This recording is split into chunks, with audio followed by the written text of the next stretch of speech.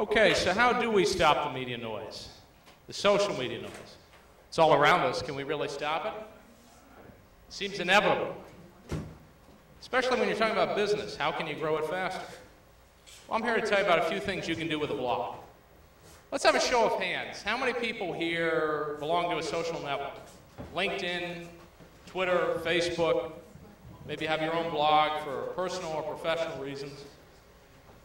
Okay, most of you. So why is that? There must be some sort of form of communication you want to have with others, something you want to talk about, products, services, maybe something personal. Well, the problem becomes,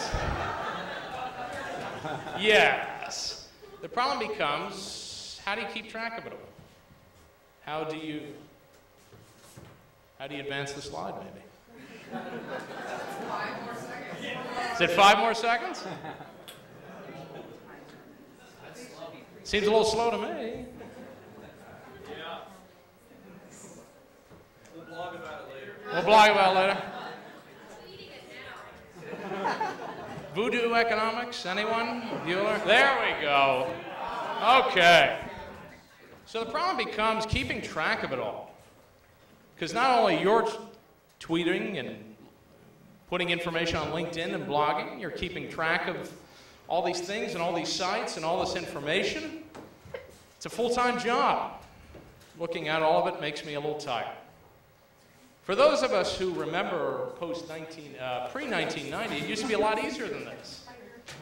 It's just a couple of ways of communicating with other folks. It used to be a lot easier. Now we need a list just to keep track of it, and I'm not sure I can do that. So what's the big deal? Why do we do this thing that we call blogs and social media? What's the point of all? What are we trying to accomplish?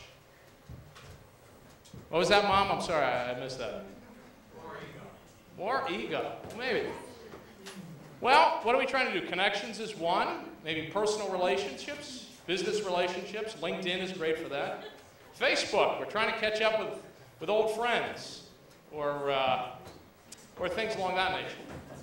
But it leads to too much information, and here are some of my favorites. How much is too much? Food poisoning, day 4, getting a bit bored.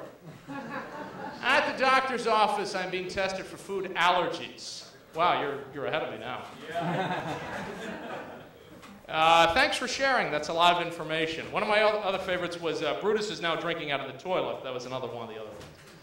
But does it all make an impact, especially if you're talking about a business, which is what we're doing here? People aren't really following it, which is interesting because with credibility, the number one thing that people are interested now is peer recommendations and reviews. They trust more what we say about products and services than what a company says or what advertising says. But the problem with social media is no one wants to join your group, really. We all have our own forums, we all have our own organizations, and no one really wants to join yours. So what do you do about that? What's so great about a blog? Well, the difference is everybody searches. I mean, is there anyone here who didn't do a Google search or Yahoo search today for something? Personal, professional, there isn't something you didn't look up. I mean, is there anyone who didn't search for anything? Put your hand down, you're the only one. So let's get focused about this. There's only so many tweets you can keep track of. There's only so many organizations you can keep track of. There's only so many relationships you can manage on Facebook. So social media is great, but you need to know how to prioritize it. There's a favorite quote of mine used to say, and this is true, we were friends in high school. You don't know 647 people. Why are they linked into you on Facebook? But the difference about blogging is winning the search. Things that you can do with blogs, whether it's your company or your product or your services, ties into titles, keywords, links, and relevancy. It's all about getting the message out there that you want to portray. So here are 5 quick steps that you can use to get your blog out and make it more effective. One is you have to begin somewhere. So start. Some of the things you can do is to do some keyword research, some competitive analysis, some best practices. Find out what's going on out there and what works for other people. And you can do some of the same things. Second thing is you got to start writing. This doesn't have to be the next great American novel. It doesn't have to be the next bad American novel. You just have to start writing. Talk about your business, fun facts, things that you do every day.